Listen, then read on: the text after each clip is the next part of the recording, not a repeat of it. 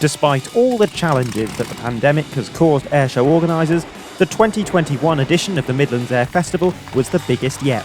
Mass balloon launches, model aircraft, fireworks and a 5-hour flying display, complete with military participation, is an enviable feat under any conditions.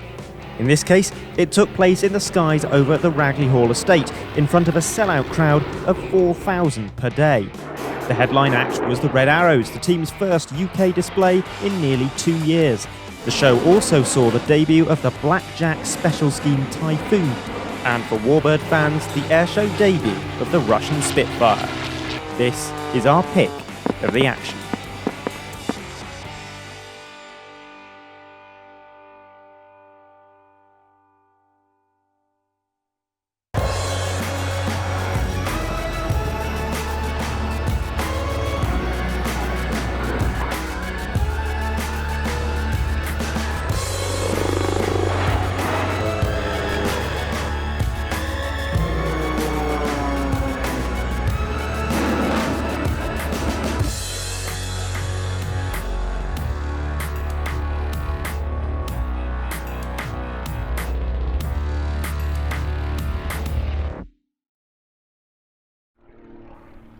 Welcome back to Ragley Hall for the third edition of the Midlands Air Festival. Despite the pandemic, this year's show attracted the biggest crowds yet, who came to attend this all-round celebration of flight in all its forms. In this programme, we are focusing exclusively on the main flying displays on the Saturday and the Sunday, as well as some elements of Friday's evening display. We start with the Tiger 9 aeronautical display team, who you'll see on the ground preparing for their show.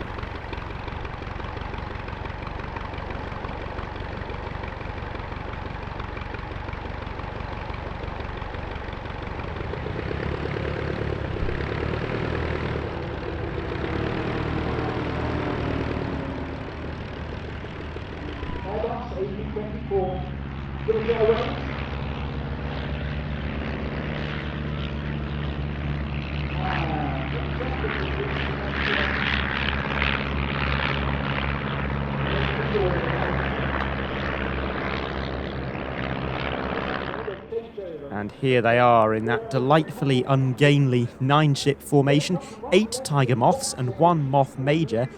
That's the aircraft with the straight wings. The Tiger Moth's wings are slightly swept back. It's flying at the very rear of the formation. Only 96 were built compared to almost 9,000 Tiger Moths, so it's a relative rarity both in the team and generally.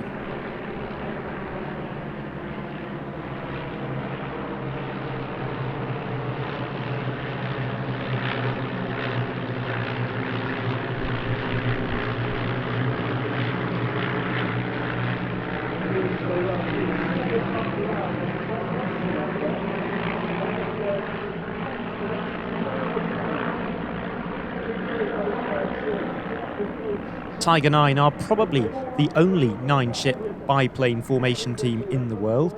They're also the only civilian 9-ship team in the region and the only 9-ship team at the show. That's thanks to an issue with one of the Red Arrows jets, which we'll get to later on. The current team was formed in 2005, although they can trace their roots back to the Diamond 9 formation team, a very similar team of 9 Tiger Moths from the 1980s and 90s, and in fact several of the Tiger 9 pilots did fly with that team as well.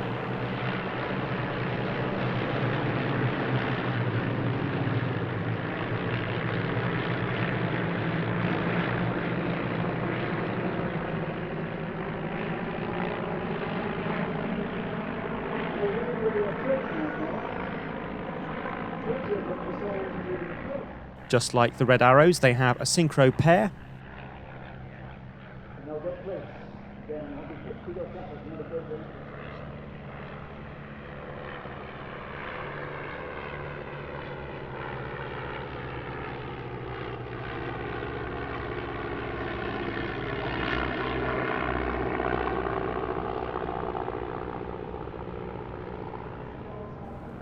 And now the rest of the formation approach for a bomb burst.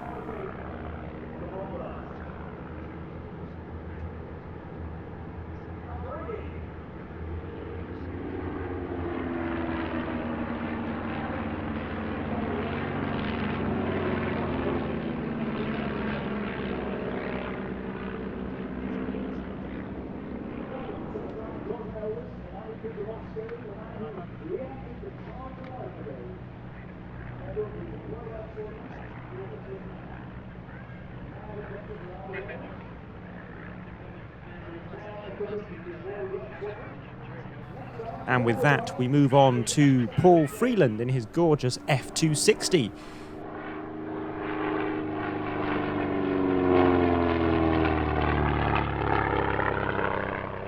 Paul has only actually displayed at 5 air shows in his career. His first was in 2019, and we've covered 4 of those 5 on this channel.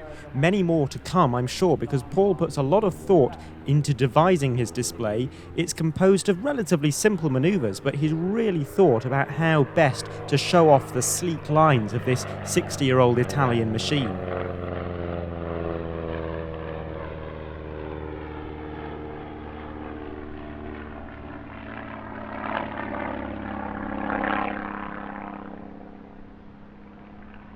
He refers to it as a gentleman's tourer, and indeed it is both fast and comfortable with a roomy cabin, bubble canopy and 260 horsepower Lycoming engine at the front.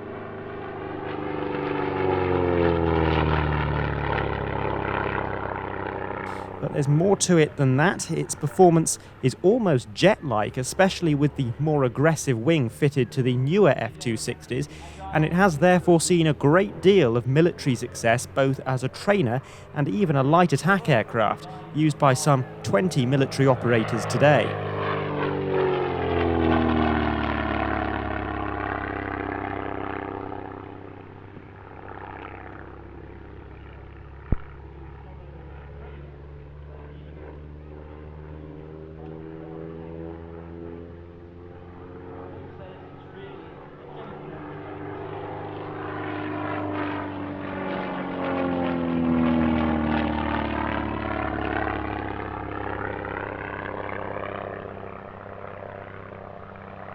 A very welcome return to the airshow circuit now for Duxford-based B-17G Flying Fortress Sally B. The Midlands Air Festival was her first display in well over a year, and her first since being repainted, albeit in the same scheme she wore previously. Looking very smart nonetheless, and giving a good view of the bomb bay on that first pass.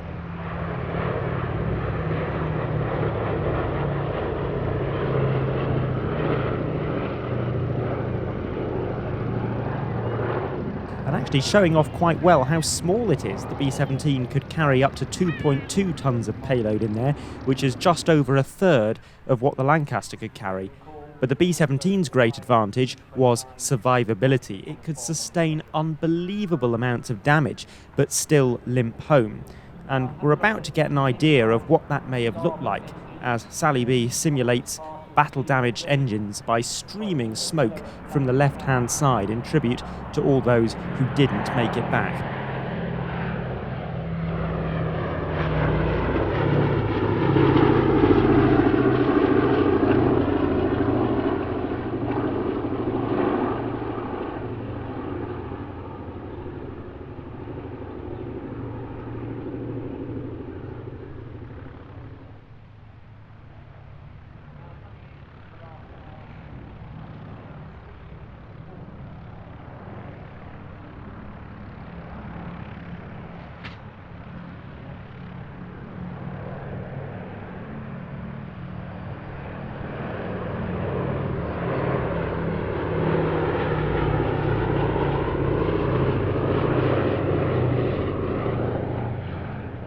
After that rather sombre moment, time for a bit of fun, courtesy of the wonderful Turbulent Team, which incidentally is the longest running civilian aerobatic team in the world today. They were founded back in 1959, and you get the impression watching them that not much has changed since then.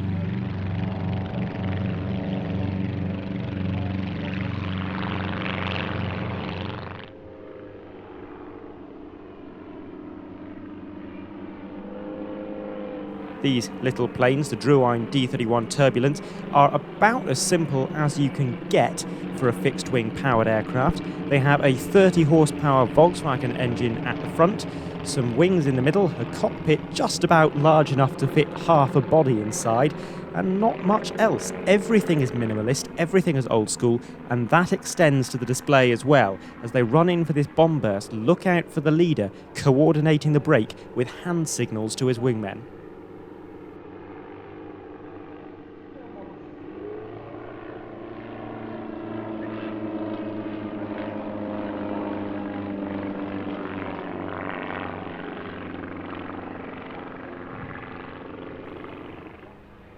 That takes us into the barnstorming sequence. First up, a bit of limbo flying.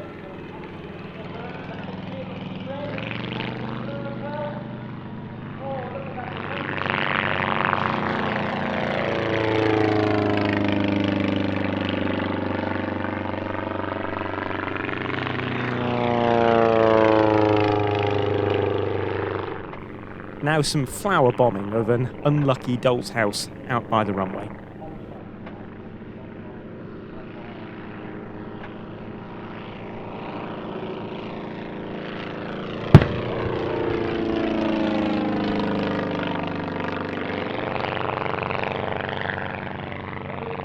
And finally, a bit of balloon popping. Yes, on the nose. Fantastic. There's a point around there.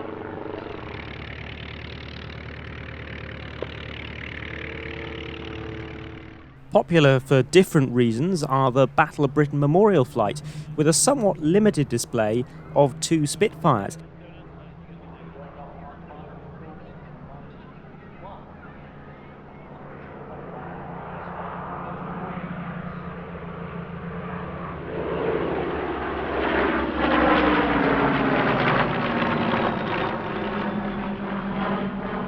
It wasn't quite what we're used to seeing from the BBMF, a flat tail chase sequence with not much in the way of aerobatics, although the flight has been yet to do an awful lot this year, and I think this was the first true display of any kind. The rest have all been flypasts. There are a total of 6 Spitfires in the BBMF, and we did get a different combination of aircraft on each day. They also have 2 Hurricanes, a Dakota, and perhaps most famously a Lancaster, although that's not active at the moment.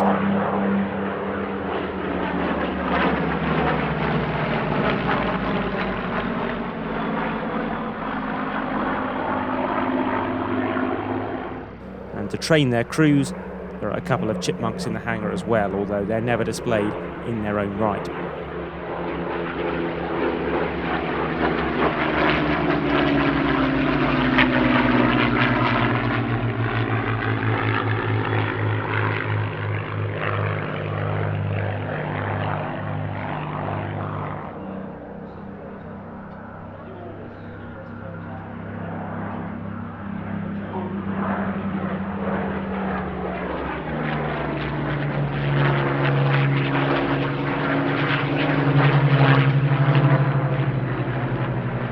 But we are going to see a Chipmunk in the next slot, flown by Simon Tilling.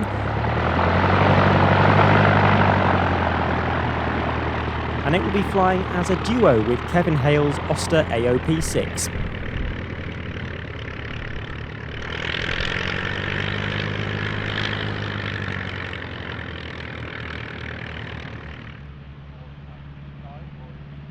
The combination is known as the Gypsy Pair, alluding to the fact that both aircraft use a variation of the de Havilland Gypsy engine.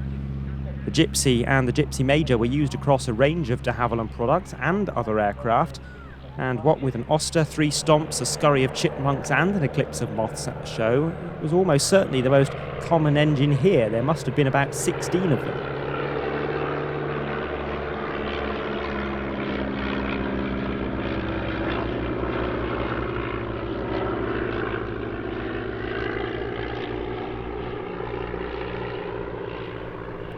Both these aircraft are in the colours of the Army Air Corps, in which Oster's served as an observation aircraft and the Chipmunk as a trainer, of course.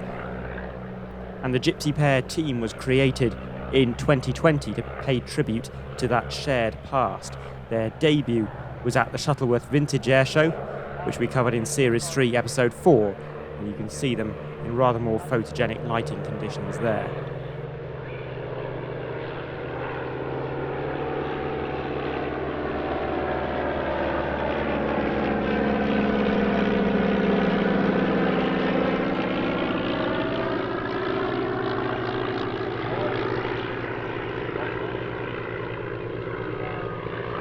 A different style of formation team now, something much more energetic. It's Team Raven.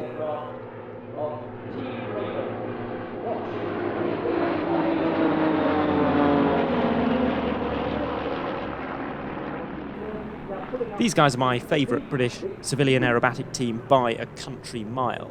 The fact they're doing formation loops and rolls with the RV-8 is entertaining in itself. There are plenty of similar teams, particularly in the States, that would never dare do something gutsier than a gentle turn with a formation this size. But it's the well-constructed display sequence that really stands out here. There is no dead time. As soon as one manoeuvre is over, there's another one starting somewhere else. And in terms of the overall cohesiveness of the display, it is equal to or better than many of the world's top military jet aerobatic teams.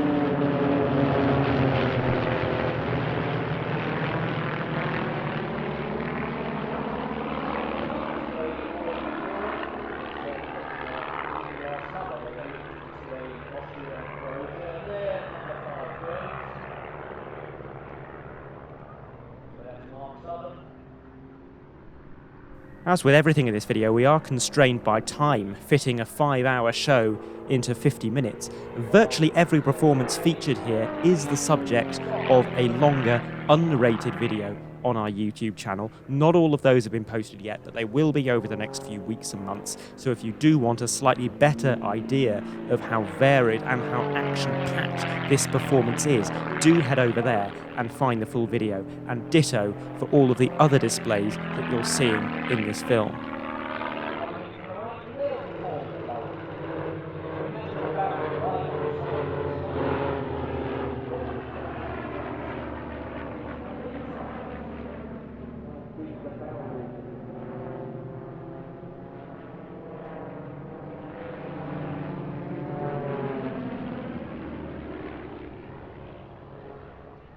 Now here they are, look to your left and you can see Raven 4, Gerald Williams is rolling around the Vic formation. A manoeuvre they call box with cyclone.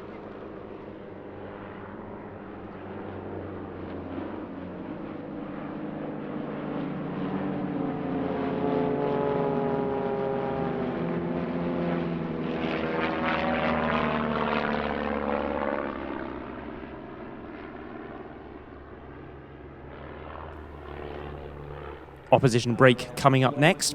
Around 1400 hours and Barry Gwinnett, who's a businessman from the northeast. There we go, a spectacular break.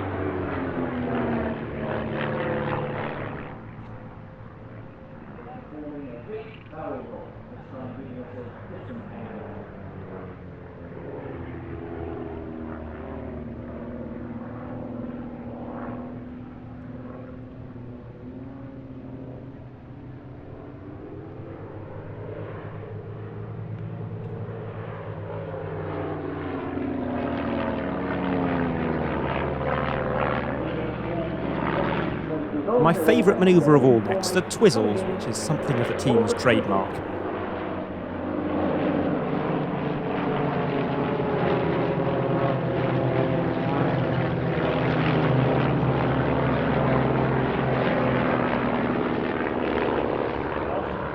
And now for a new manoeuvre since I last saw the team, pulling up into a quarter clover for the fan break. And you can tell just by looking at it that holding that formation on the way up isn't easy, but I was blown away by it.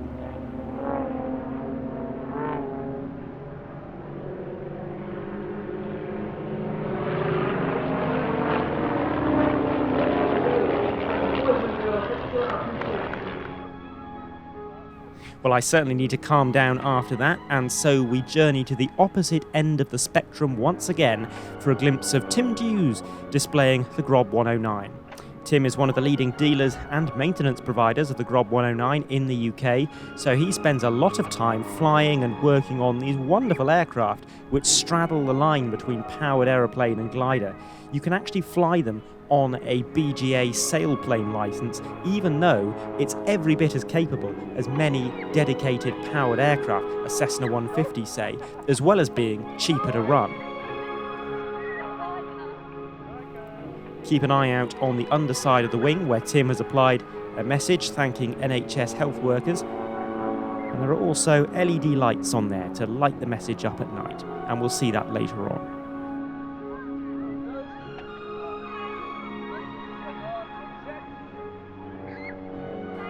Towards the end of the video, we'll be taking a look at Tim's dusk display with pyrotechnics, and likewise Brendan O'Brien's night show.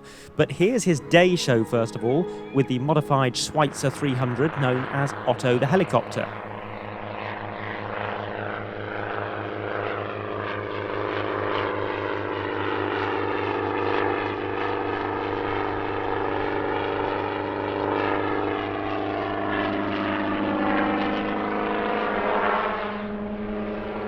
Brendan is as mad as a box of frogs, and he won't mind me saying that. But it is all an act, of course, when it comes to pulling off wacky stunts. A more experienced, knowledgeable and meticulously prepared pilot you will not find. He has done everything in his career, from flying in Antarctica to skydiving, ballooning, landing aircraft on top of moving trailers, breaking world records and much more besides. But it was only relatively recently that Brendan began displaying helicopters. He purchased this one from the late Roger Buis in the United States and brought it to this country in 2016.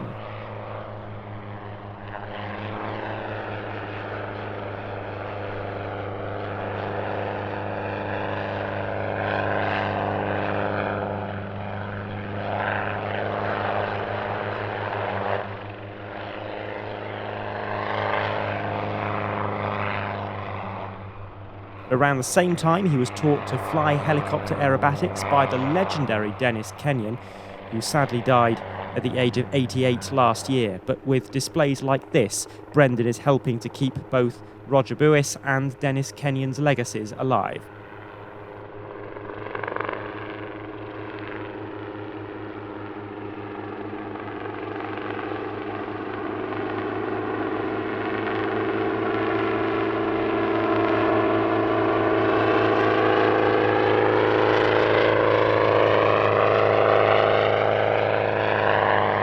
Midlands Air Fest 21 had quite a few vintage pairs displays, and now it's time for another.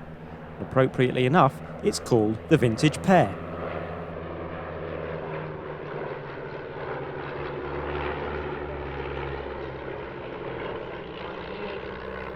They're another relatively recent addition to the circuit, formed back in 2019, and they made their display debut at the Midlands Air Festival at Arbury Hall, although this is their first time here at Ragley.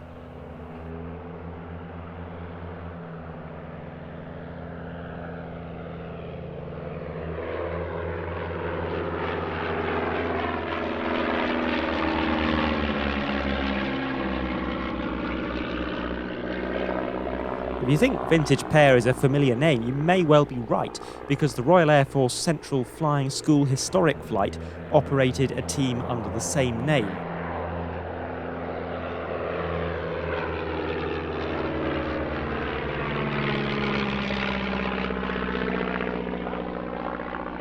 And I'd say having a two-word pseudonym is probably not a bad idea when your acronym is RAF CFSHF. They flew one Vampire and one Meteor up until the latter was lost in an accident in 1986, and now John Higgins and David Petters are attempting to rekindle the spirit of that particular act, albeit with a very different kind of classic training aircraft.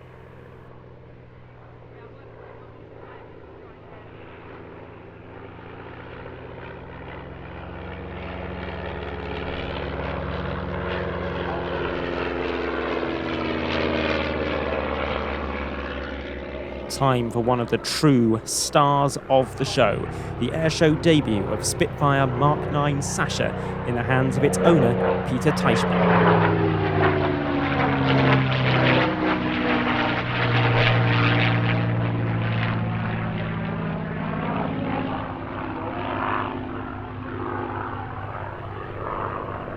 This is the sole surviving Spitfire from the Russian Lend-Lease program, sent to Russia after construction in 1944, where she served with the 767th Regiment, 122nd Division in Murmansk.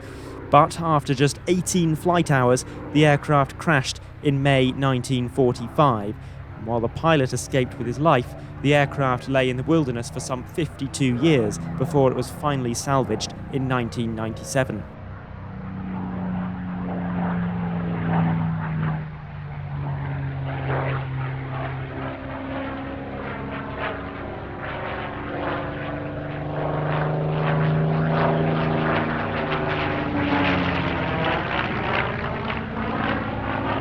She was acquired by Peter Monk and brought back to the UK for restoration, and in October 2020 the aircraft finally flew again.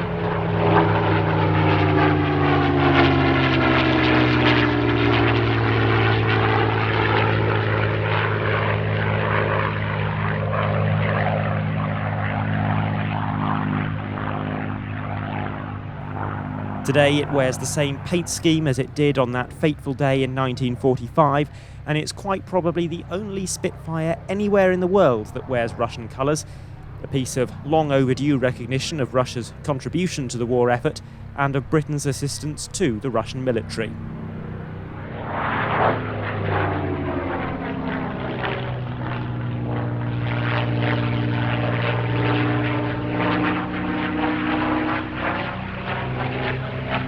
As the sound of the Spitfire dies down, 3 stomps take to the air. And yes, sadly, it is only 3.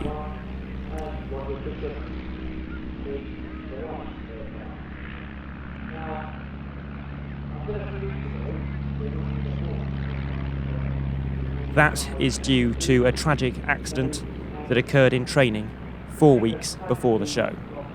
As you can see from this poignant missing man formation, Golf Alpha Whiskey Echo Foxtrot is not here. And more importantly, Angus Buchanan is not here.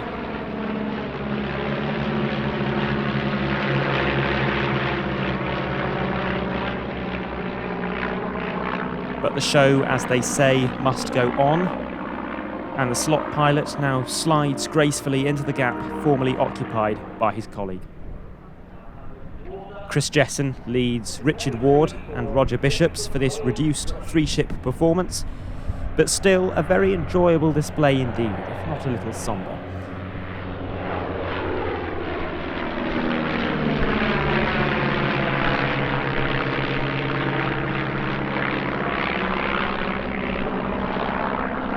It's also a performance we've seen many times before on this programme, in Series 1, 2 and 3,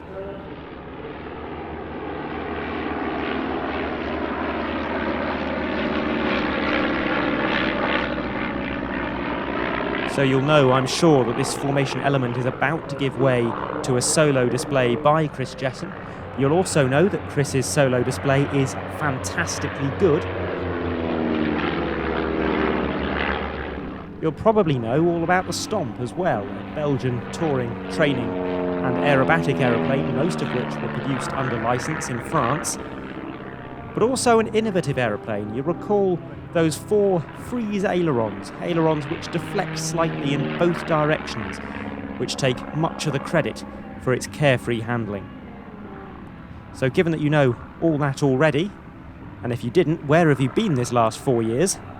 I think the best thing I can do is to let you enjoy a little more of Chris's solo display in silence before we move on to the next act.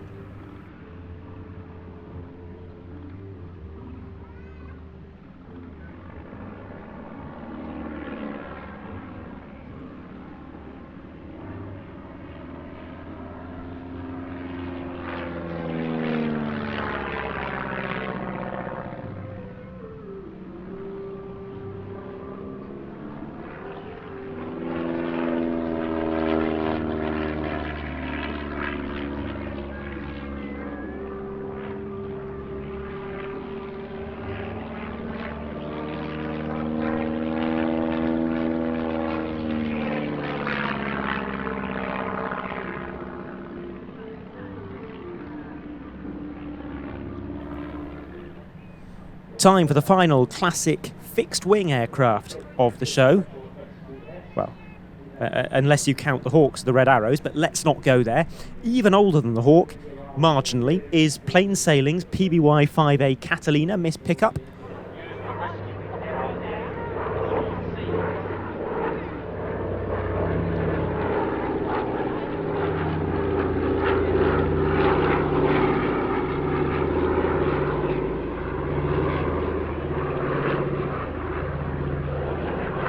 And this is an aircraft that for a time we weren't sure we'd be seeing at air shows this year. She was involved in an accident on the water at Loch Ness last autumn, but a huge retrieval and repair effort backed by a massive public fundraiser saw her return to the air in a matter of weeks.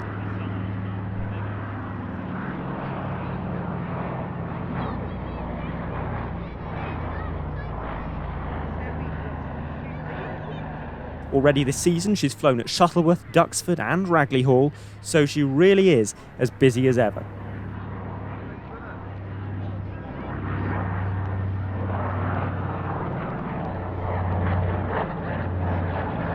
That's top side view of the aircraft there. You can see the blisters on each side.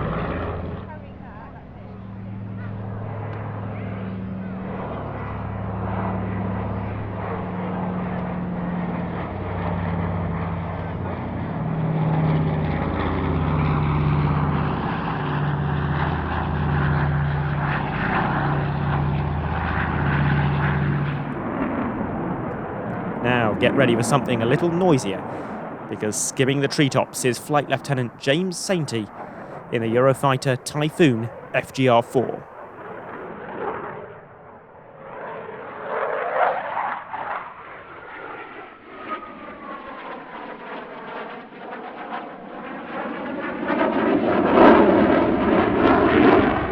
Immediately you'll notice this is no normal Typhoon, but a special scheme one.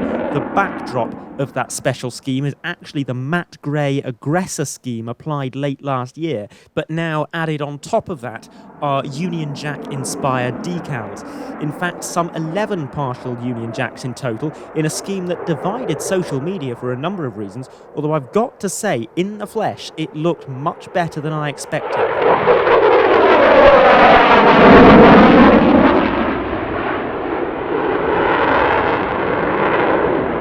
Very striking and standing out brilliantly against the late afternoon sky.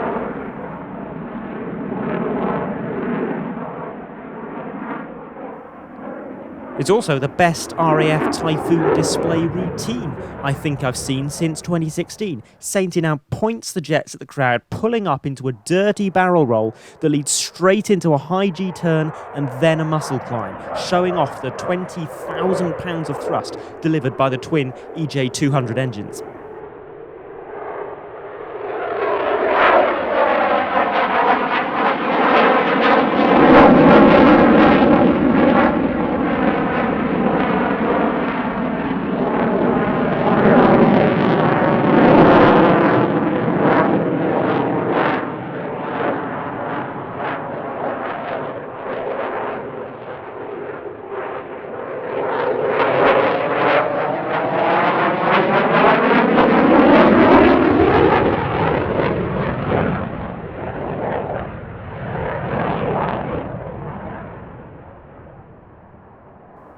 What I love about this display is that there's nothing straightforward here. There's no inverted pass, no twinkle rolls, no 4-point rolls, nothing like that. Every pass consists of 2 or 3 separate elements, which then flow seamlessly into the quickest possible turnaround to bring the jet back onto the display line. There's just a slight let up here as the aircraft decelerates for slow speed flight, but this is the only gap.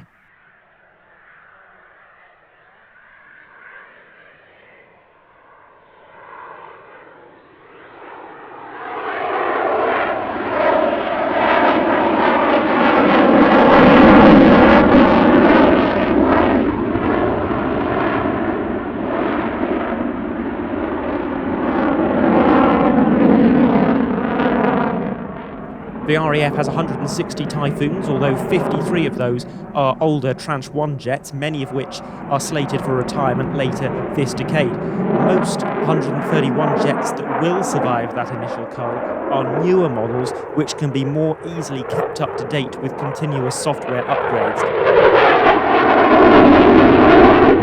And they will continue to be the UK's primary air defence fighter well into the 2040s.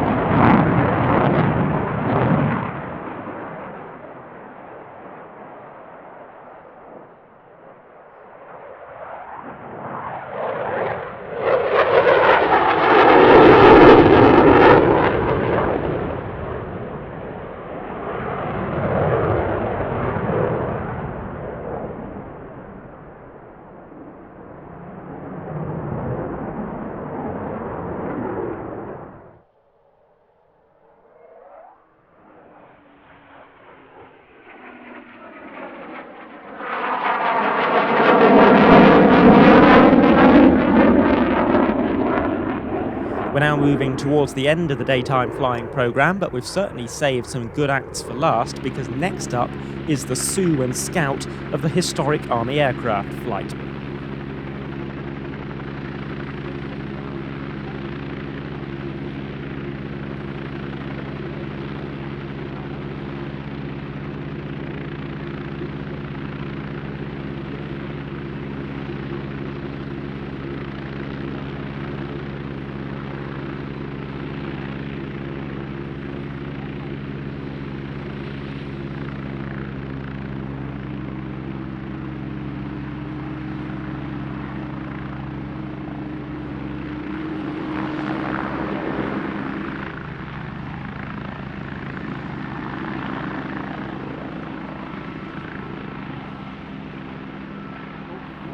Here's the Scout, a classic British helicopter design, very similar in appearance to its navalised version, the Westland Wasp, apart from having fixed skids rather than free castering wheels.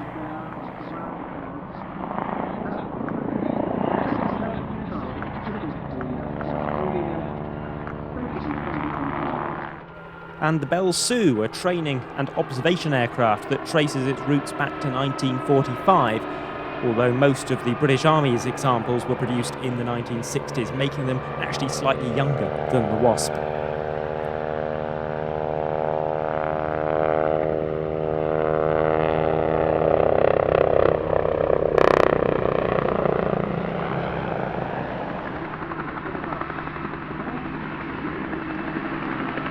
A chance now to see both types operating in the low-level environment, as the natural amphitheatre of Ragley Hall permits so beautifully. It really is the perfect venue and the perfect opportunity for this kind of spectacle.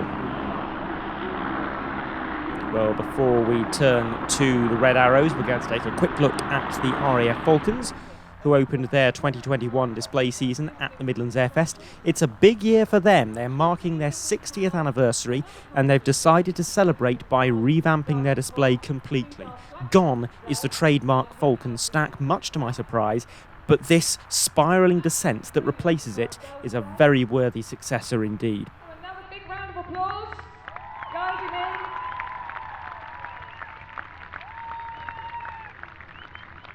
Give him away. At the same time, the flag jumper makes his own descent, and once the whole team is on the ground, they will take part in the traditional parade and salute. Absolutely fantastic. Falcons, Falcons, jump! Thank you for your amazing welcome for the 2021 Royal Air Force Falcons Parachute Display Team. But let's turn now to the Red Arrows. Put your hands together, 2021 RAF Aerobatics Team, the Red Arrows!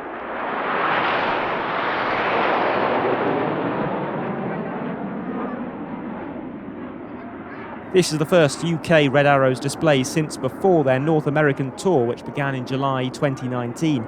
The Reds did display last year, but only in Finland and Guernsey, so a pleasure to see them back in the UK proper, even if the spectacle is slightly tempered by the loss of Red 5. His jet sadly suffered a fuel leak. The spare aircraft wasn't in position because that had only just been repaired following its own serious maintenance problem, and it does make me wonder what state the Hawk T1 fleet could be in by the time of its projected retirement 9 years from now, or if it will even be practical to keep them going that long.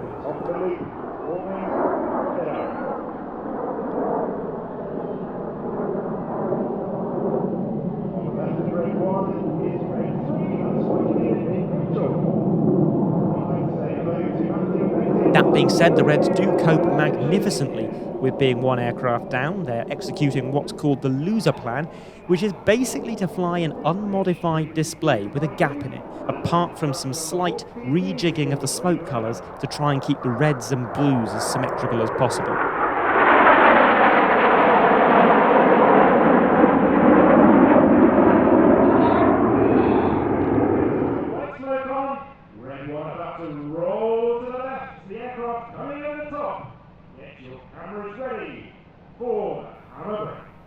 There's a handful of old manoeuvres revived for 2021, as well as a couple of new ones.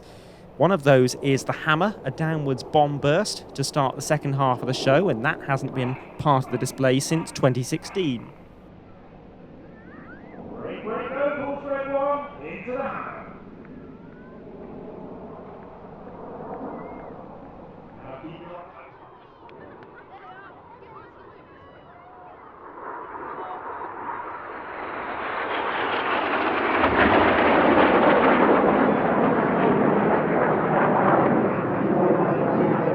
Djibo, of course, are unaffected by the missing jet. We go straight from the Djibo pass into the slingshot.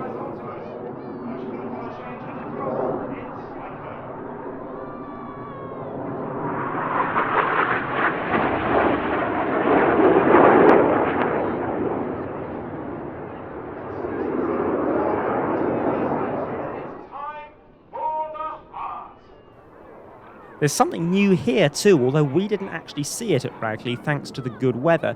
The Reds have introduced a modified version of this heart that can be flown when the cloud base is lower, down to 2,500 feet, whereas this requires 6,000 feet. So given the weather we tend to get in Britain, far more people should be able to see the classic Red Arrow's heart from now on.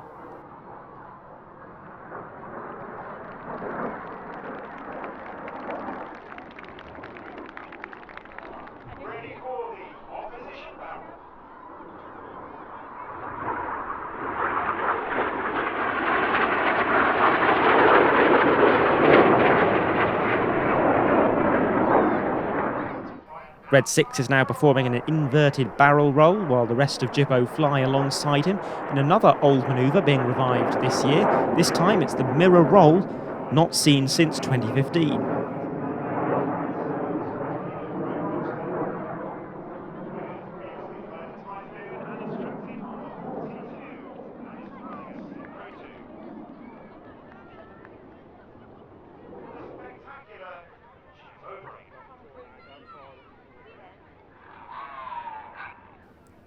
My personal favourite Red Arrows manoeuvre next, the Djibo Break.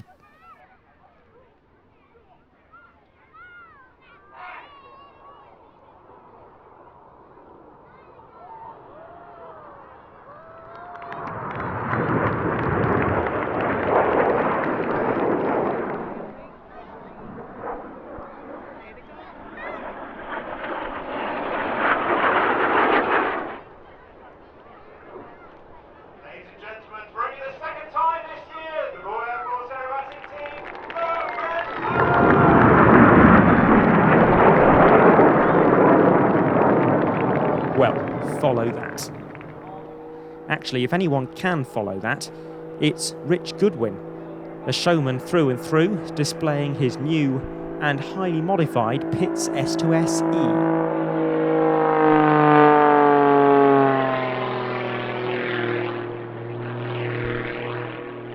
You may wonder why the words Jet Pitts are written on the top wing. Well, this aircraft is equipped to carry two small jet engines on either side of the nose, which will give it a power-to-weight ratio of greater than 1:1. That will allow Rich to hover the aircraft and even to accelerate vertically out of that hover. He can't fly with them running yet, there's a lot of paperwork and testing to do first, but the aircraft is a very capable mount as it is, with very aerodynamic custom modified wings and much larger control surfaces than usual.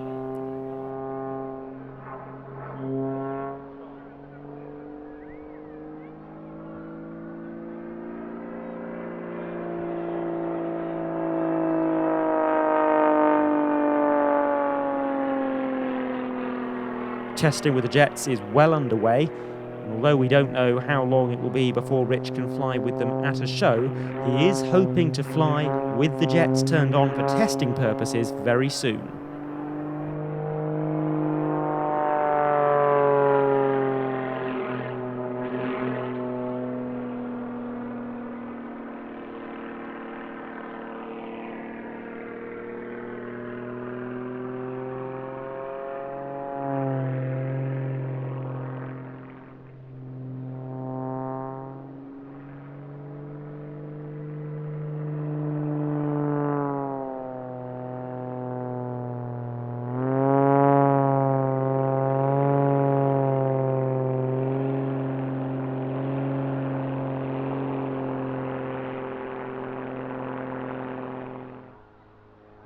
The Friday night of the Midlands Air Festival featured 2 dusk air displays with pyrotechnics, and first up is Tim Dews in the Grob 109 that we saw earlier.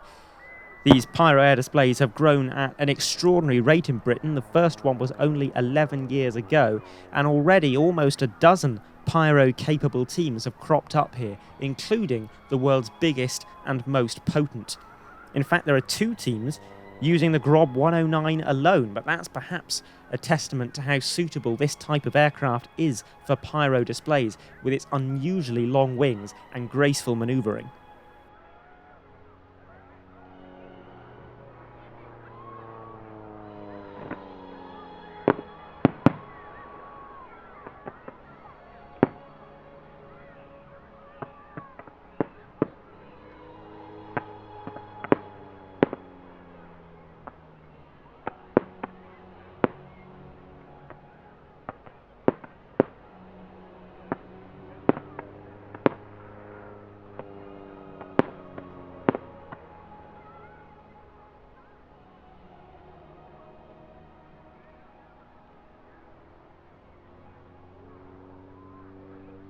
Brendan O'Brien's Sky Gasm display is currently the only helicopter pyro act on the European Airshow circuit.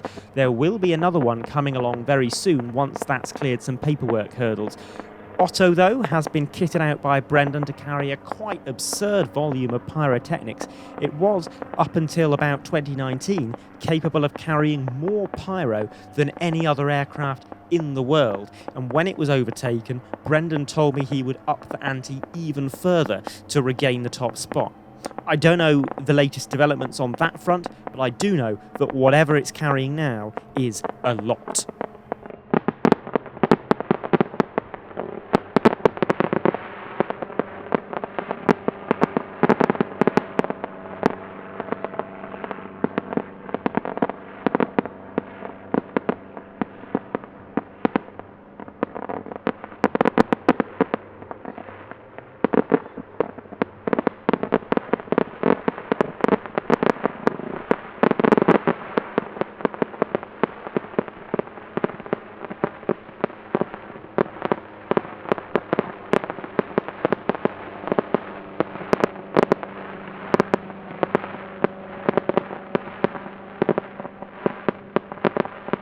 So, a fireworks show launched from a helicopter.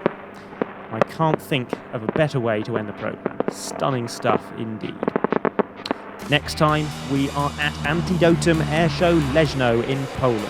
It's going to be one of our best episodes ever. Do not miss it. But until then, thank you for your company. From me, Adam Landau, it's goodbye for now.